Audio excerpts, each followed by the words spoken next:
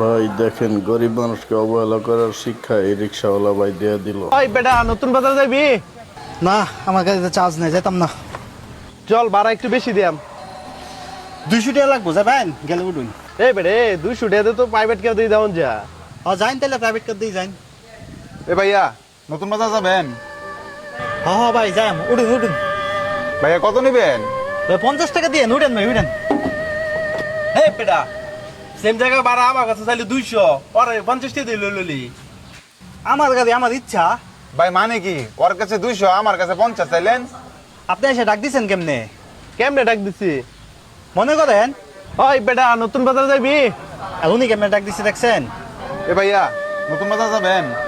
আপনি ডাক দিচ্ছেন ওই বেটা, আর উনি ভাই সম্বোধন করছে, বুঝছেন না? কেউ সম্মান করে তারা আমি সম্মান করি, আর যে সম্মান করে না তারা আমি সম্মান করি না। এই যে ওই বেটা যে আপনার গোলাম, তাহলে ওই বেটা ডাকবেন, আমি আপনার গোলাম না। এই যে অটো, এটা আমার নিজে হালাল টাকা দিয়ে কিনছি, হালাল ভাবে কামাই করি, সৎভাবে চলি, বুঝছেন? আর সবার সাথে ভালো ব্যবহার করার চেষ্টা করি। আপনিও ভালো ব্যবহার করেন, মানুষ আপনার সাথে ভালো ব্যবহার করবো। আর কেউ 50 টাকার ভাড়া 200 টাকা চাইতো না, বুঝছেন না ভাই? আসসালামু আলাইকুম, ভালো থাকবেন।